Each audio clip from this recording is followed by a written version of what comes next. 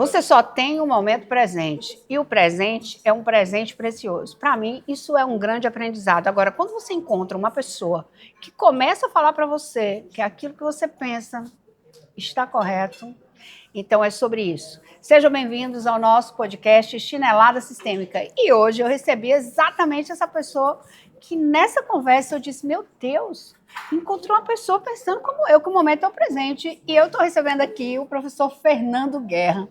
Me fale, quem é você, o que é que você faz? E vamos bater esse papo aqui para o nosso podcast. Ok. Bom dia a todos, né? Simone, veja só, eu sou professor numa universidade em Salvador, faço docência na graduação e na pós-graduação e também coordeno a estruturação de um centro de inovação nessa universidade, certo? Paralelo a isso, eu também sou aluno, né? Ai, a gente não para de aprender, né? Não tem Você como, acredita né? nessa evolução contínua? É o famoso long life learning, né? Sim. Ok? É o aprendizado, né, constante a sua vida toda. Na verdade, você faz isso o dia todo, independente da escola, tá? Independente do que for. Você sai para a rua, vai conviver com as pessoas e vai aprender coisas. Vai observar o mundo, né?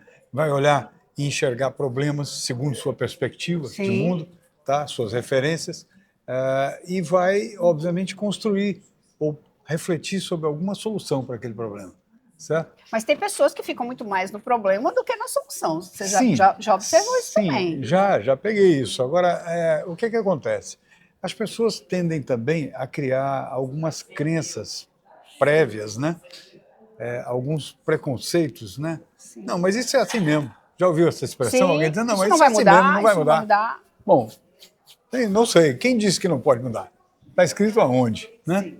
Que não pode mudar, certo? Que não é para você, ou que você não tem acesso, ou que você não tem direito. O que não vai funcionar, né? Ou que não vai funcionar. Ou isso né? eu já sei, né? Não preciso nem aprender. Exatamente.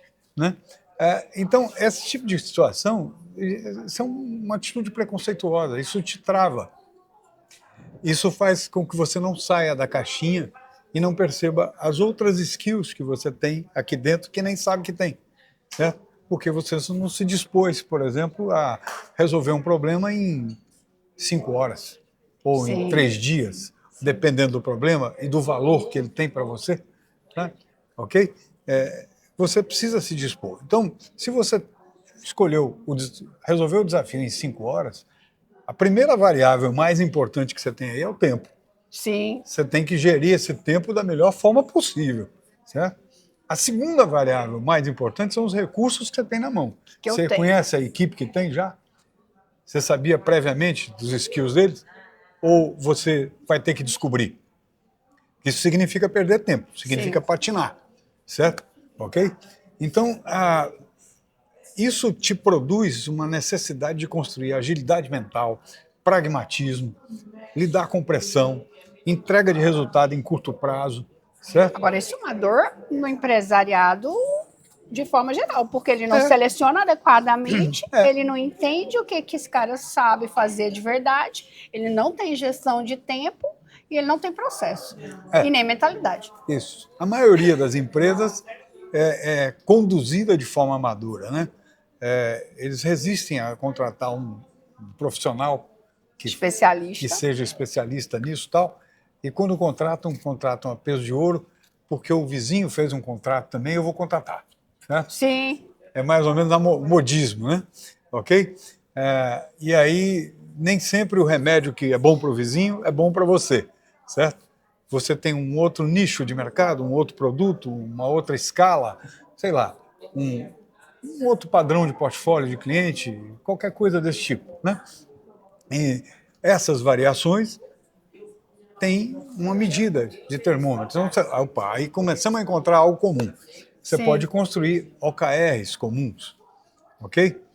Mas não dá para modelar em 100%, porque são movimentos diferentes. KPIs também, que são padrão. Agora, as medidas serão diferentes. Por quê? Porque são negócios, produtos, conduções diferentes, percepções diferentes do mundo. De pessoas diferentes. por pessoas diferentes.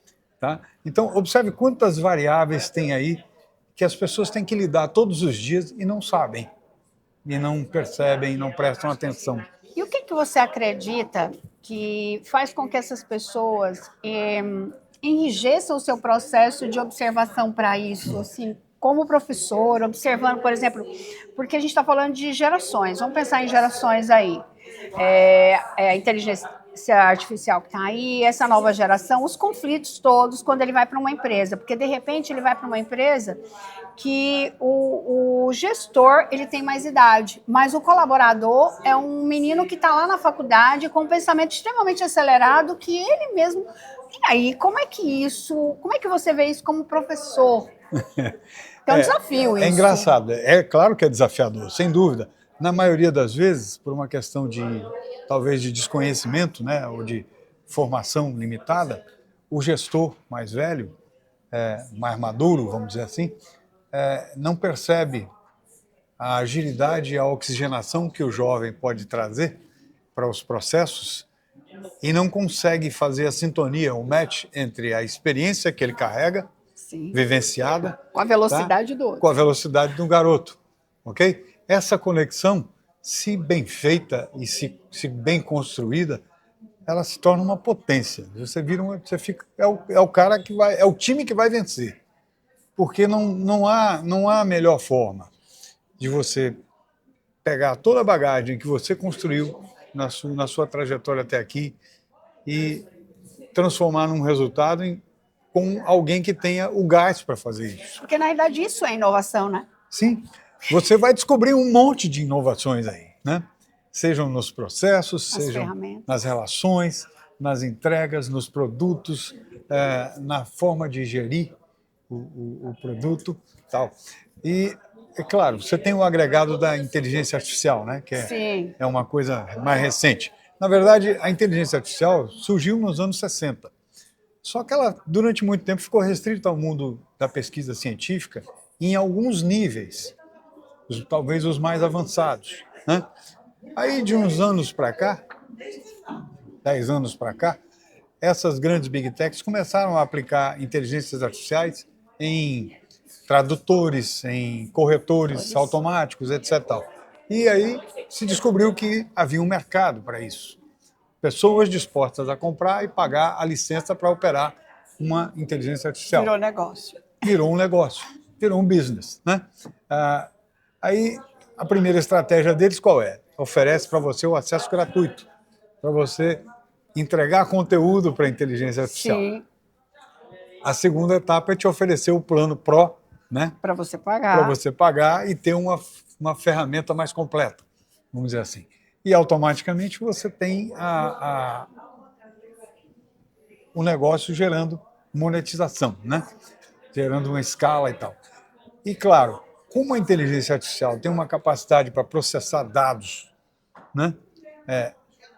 Indescritível, vamos dizer assim, né?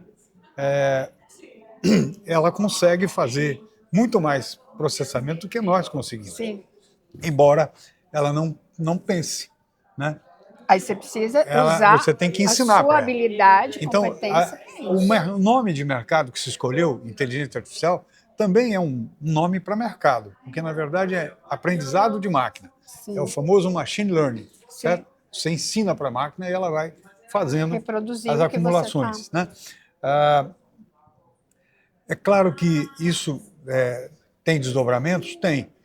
Algumas pessoas mais céticas ou mais resistentes, vamos colocar assim, já vem logo lá, isso vai acabar com os empregos, isso vai não sei o quê, isso vai parará e tal. Vai arranjando uma série de motivos para não encarar o desafio de frente, né? E aí é como você acordar todo dia e aí você escolhe, eu vou respirar ou não vou? Né? É porque não tem volta mais. Não tem volta. Não tem volta mais. Né? Como dizem lá os filmes americanos, né? There is no return. Não, né? não há retorno. Né? Daqui não tem volta. Né? Então, você tem esse desafio agora para lidar.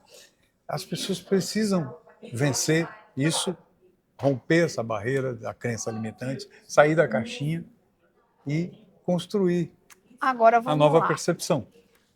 Uma parte da população, que é a mais jovem, ela rompe isso com uma facilidade muito grande. Agora vamos falar aí dos 40 a mais, 50 a mais, como você acompanha essa visão daí para frente? E a gente estava conversando antes sobre os 3 níveis, né? E você me colocou isso de uma forma muito clara. Conta um pouquinho disso para a gente. Veja só, eu como professor, eu faço na universidade um programa no Centro de Inovação chamado USE, Uxal Sprint Experience. Ele pressupõe 3 etapas. A primeira etapa tem o chamado Uxal Talks e o Hackathon. São lives ou podcasts preparatórios para todos os alunos da escola que quiserem participar e a habilitação para se inscreverem no Hackathon e resolverem o desafio numa imersão de 72 horas. Né? Essa imersão tem 3 bases: modelo NASA, o modelo Design Thinking e o modelo Startup Weekend, ok? De realização de maratona. Sim. A gente fez uma mescla disso e adequou para a nossa maratona. Muito bem. Nesta maratona, a gente tem um processo, como eu disse, né, com lives e podcasts que são feitos com profissionais mais maduros, experientes, de outras áreas e tal. Depois, quando vai para a operação da maratona, propriamente dito, nos 3 dias, tem um momento com os mentores. Então, eu tenho na minha base de mentores pessoas baby boomers, como eu, cabelo branco, né? E tem garotos, né? Okay? Que foram campeões nas versões anteriores dos hackathons, da própria universidade. Já viveram o processo. Já viveram o processo, já conhecem. Por que isso? Porque nessa troca, o garoto não vai me ver diferente de um professor, ele vai me olhar assim, certo? Agora, se ele tiver um colega dele, ele vai olhar assim, de frente. Se ele pode, eu também posso. Né? Exatamente. E no ano seguinte, eles já sabem que no ano seguinte eles podem ser convidados para serem mentores. E eu quero estar lá, então, né? Eles vão querer estar lá. Os campeões vão querer estar lá, né? E ser o monitor, o mentor do seu colega, né? Isso é uma prática que eu uso para tentar fazer a junção dos mais novos com os mais maduros. Ok? Bom, vencida esta etapa, a gente entra num programa de mentorias para os que venceram a maratona, né? Eles vão pegar os seus projetos iniciais e vão melhorar esses projetos a partir das mentorias e automaticamente apresentam isso num evento que a gente classifica como um Shark Tank, né?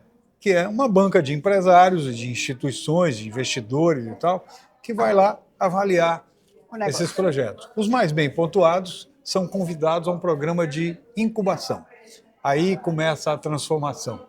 O projeto sai da dimensão projeto e começa a se transformar numa startup, certo? Então é o aluno em formação com o seu projeto de negócio em paralelo. Então estamos criando empresários mais bem preparados para o mercado, isso, e não exatamente. O empresário que surge por sobrevivência, por necessidade apenas. Isso, exatamente. A gente tem, esse é o nosso papel como instituição de ensino, né? E é a nossa contribuição para o ecossistema futuro. A gente está construindo agora. Esses garotos daqui a 4, 5 anos estarão no mercado como empresários, competindo, né? E provavelmente avançando mais rapidamente do que os colegas mais maduros. Eu participei do Creative Day como co-líder e eu fiz uma oficina lá dentro. E eu fui para essa oficina esperando um público extremamente maduro pelo tema. E uma das coisas que mais me surpreendeu nessa oficina foi, eu tinha quase 60 pessoas dentro e mais ou menos 45 eram meninos, né? Entre 22 a 24 anos. E eu falei, gente, o que é que está acontecendo? E eu ouvi muitos deles me dizer assim, a gente veio descobrir o que você está falando porque nós não queremos falir. Nós não queremos repetir padrões. Isso, para mim, foi uma coisa assim, eu nunca tinha olhado para um público. Geralmente eu trabalho com CEOs, com empresários que já estão na ativa. E o Fórum Mundial desse ano aqui em Salvador, para mim, foi um descortinar. Eu falei, gente, esse público está aí, eu não estava olhando para ele, por quê? Né? E aí você me trouxe exatamente através do jovem, uma visão de trazer um empresário, uma construção de um empresário melhor através de um projeto. Agora me fale um pouquinho aqui, você fez um painel há pouco no Fórum. Sim. Como é falar sobre este assunto que você foi falar, além da inovação, a longevidade? Não, eu sou nativo dessa área, né? Eu sou um jovem de 66 anos, certo? Ok? Me considero assim, me coloco dessa forma. Óbvio, claro que a maturidade traz algumas limitações, né? Especialmente as de saúde. A gente nunca tem muito cuidado quando é mais novo, né? E faz alguns estragos e depois perde os créditos, né? E eu seguramente não vou chegar aos 120, né? Mas alguns dos caras presentes na plateia desse painel seguramente vão passar dos 100. Sim. Porque, além de se cuidarem mais, eles têm um efeito de tecnologia agregada na vida deles, esses wearables aqui, sim, né? Esses controlezinhos que a gente usa, pulseirinhas, não sei o que e tal, que sinalizam lá para o seu celular se você dormiu bem, se a sua pressão sanguínea está assim, se você comeu sal, se você baixou o açúcar, se não sei o que e tal e tal. Coisa que na minha época de 20 anos não tinha, não existia. Então a gente saía das medidas completamente, né? Ora, esses garotos não fazem mais isso. Então a gente vê estatísticas, pesquisas de consultorias internacionais informando que, dando conta de que o Gen Z não faz aquisição de nenhum produto que não tenha um mínimo de tratamento ambiental ou de consideração de adequação ambiental. Né? Ora, quem ainda não percebeu isso, logo, logo vai começar a perder mercado. Sim. Porque esses caras já estão com 20 anos, com mais de 20 anos. Daqui a pouco eles são os comandantes das empresas. Eles vão contratar fornecedores que têm essa preocupação. E até as baladas mudaram, né? Isso. Porque bebe-se menos, muito mais diurna do que noturna. Porque na minha época a gente queria sair para a noite, né? Porque a gente não podia tanto, né? A gente consumia o vinho, a cerveja, o ponchezinho. Né? Eu sou da época do ponche ainda, né? Sim. E hoje, quando você vê o jovem falando, ele fala assim, não, eu não quero beber, eu quero algo que medite, né? Tá na moda agora, ir para balada para meditar, para respirar, para fazer uma atividade física. São outros padrões completamente diferentes, novas demandas. E aí, quem não se ajustou? E o mercado está pronto para isso? Você acredita? Olha, eu acho que tem gente que está se ajustando, sabe? Tá buscando a adequação.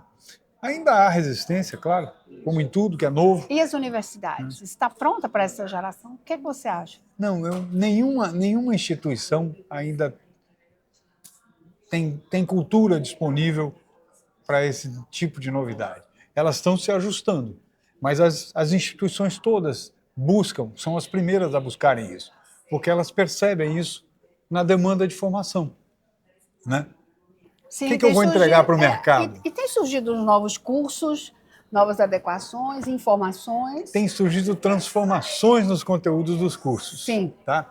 Vou lhe contar uma história rápida. Tem tempo para isso? Sim, bora. Pronto. O que acontece? Alguns anos atrás, em 2019, eu participei como mentor de um evento realizado pela NASA, promovido pela NASA, aqui em Salvador. São 250 cidades do mundo, um monte de pessoas e tal. E aí eles colocam lá no site da NASA os desafios e as pessoas se inscrevem nessa maratona, nesse hackathon, chama-se NASA Space App Challenger, né? E aí vem o nome da cidade que realiza. As pessoas se inscrevem lá, vão para essa maratona e no primeiro dia vão formar suas equipes. Algumas equipes já vão prontas, mas a maioria vai formar as equipes lá. Muito bem. E nessa maratona, três alunos da Universidade Federal e 2 alunos da Universidade Católica, onde eu estou professor hoje, né, se encontraram e formaram um time. E construíram uma solução para remover microplástico dos oceanos. Sim. Lá em 2019. E eu me lembro que eu era mentor, tal, visitando as equipes e tal. Quando eu passei lá perto da dele, ele me chamou, professor, dá uma olhada aqui nesse projeto da gente, vê o que o senhor acha. E aí me apresentaram a ideia. Eu falei, puxa, a ideia é interessante, é muito boa, né? A forma como vocês construíram isso aqui. Sugeri duas coisas a eles agregaram lá no projeto e foram montar a apresentação e fazer a venda do produto, da ideia, né? E tiveram a felicidade de ser campeões locais. Bom, nessa hora eu pedi autorização para a reitora da minha universidade, na época, né? Pró-reitora de pesquisa e pós-graduação, se eu poderia levar e convidar esses meninos para irem para a universidade, para a gente montar lá na universidade, nos laboratórios do curso de comunicação, tá? Um clipe para mandar para a NASA. Um clipe de 30 segundos, sim, gravado em inglês por um deles, né? Que ia para a NASA para disputar o certame mundial. E aí eu e um outro professor lá da escola, meu colega Rony, né, fizemos essa ação, levamos os garotos para a escola, passamos uma semana trabalhando nisso com eles, né? O Rony construindo a animação e eu fazendo a interação com o locutor, né? Para ele narrar o script em 30 segundos. No tempo. Mandamos para a NASA e um mês depois veio o resultado. Aprovado. Né? Eles eram campeões globais na categoria que escolheram.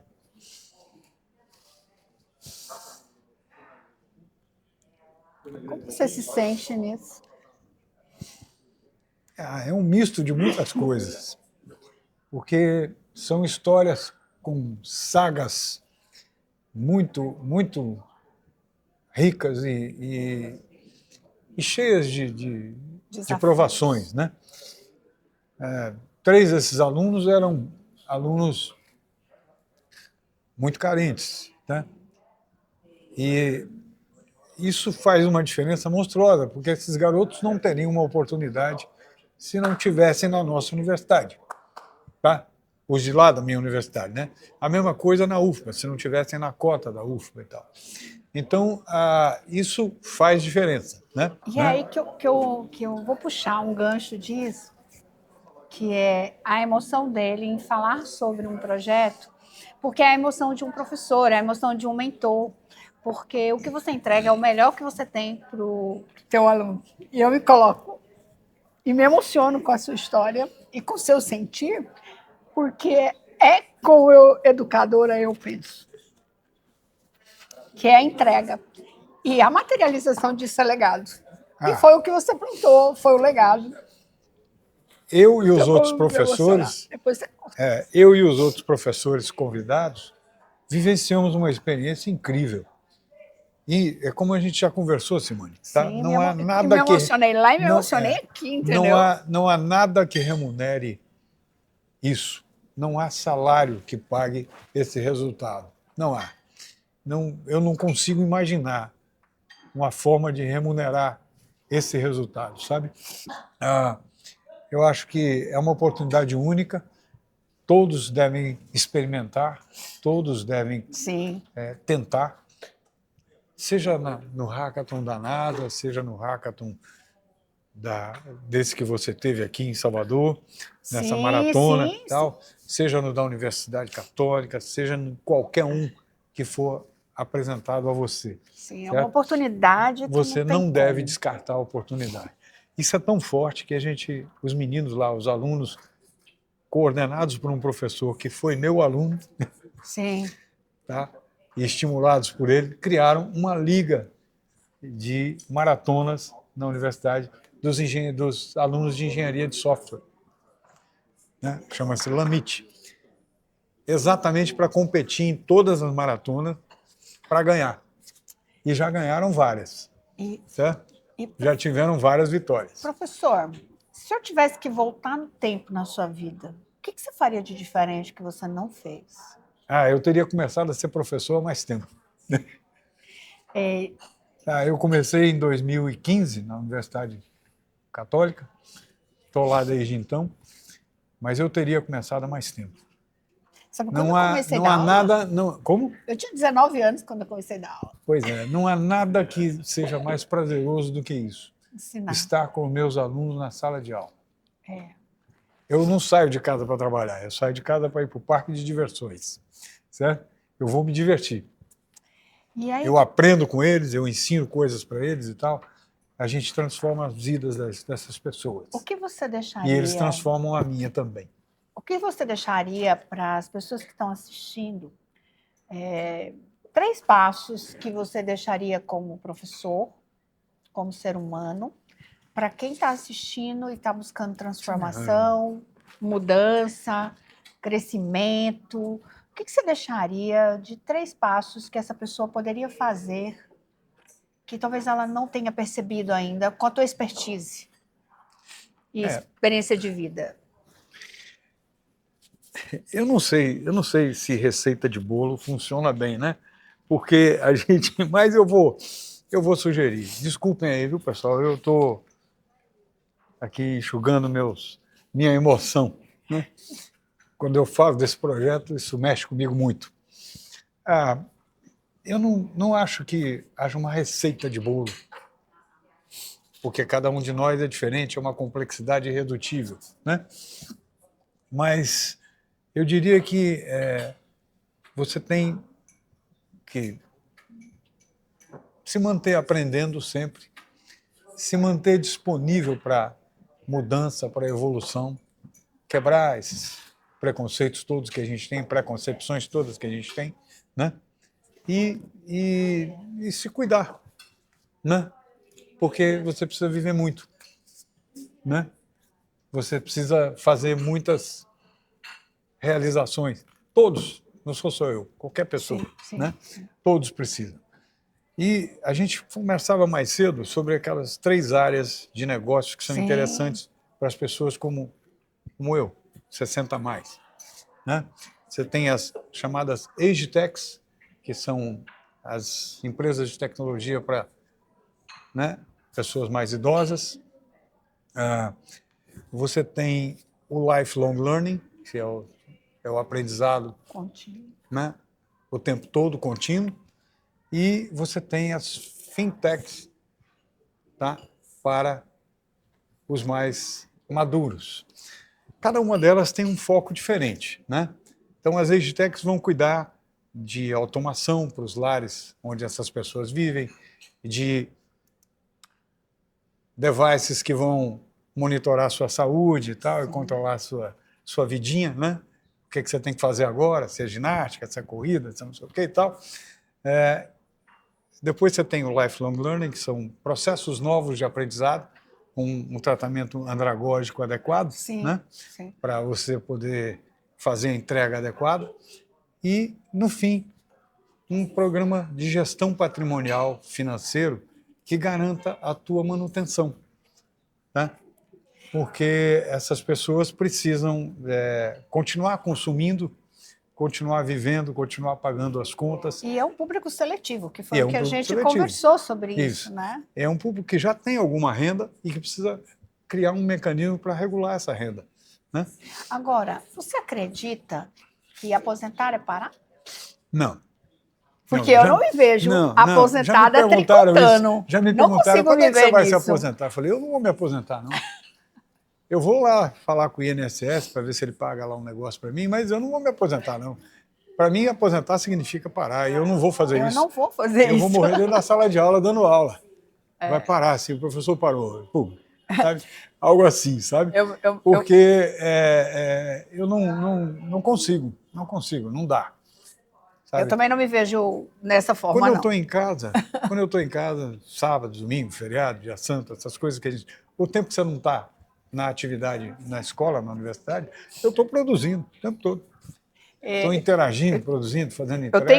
Eu tenho um mentor meu que já me acompanha há muitos anos, de medicina chinesa, que eu passei por essa área, né? E eu me lembro que quando eu fazia o curso, eu dizia assim para ele, quando é que eu vou ser igual a você? Aí ele falou assim, para mim, nunca. Eu falei, como que nunca? Eu estou estudando tanto para ser igual a você. Ele falou, não, porque quando você chegar aqui, eu já estou adiante. Eu não vou parar. E hoje ele tem 88 anos, produzindo livros, produzindo conteúdo, ele se adequou à internet. E ele fala o tempo todo do legado dele. Tem mais uma característica, tá? Como ele continua produzindo, ele como é que se diz? Ele sempre exato, ele sempre está evoluindo. Então não tem como ser igual. A outra coisa é que ele é uma pessoa diferente mesmo, ele tem referências diferentes, né? Mas quando você admira um mentor que você está estudando com ele, você fala assim, uau, quero estudar para poder ele é a sua referência, é a minha referência, eu quero ser igual. E aí eu falava para ele, né? E chegou um momento que eu fui sócia num negócio com ele lá atrás, ele me ajudou na minha primeira empresa. E a primeira coisa que ele me deu para ler foi Valeu a Arte da Guerra, para você aprender a negociar e entender isso.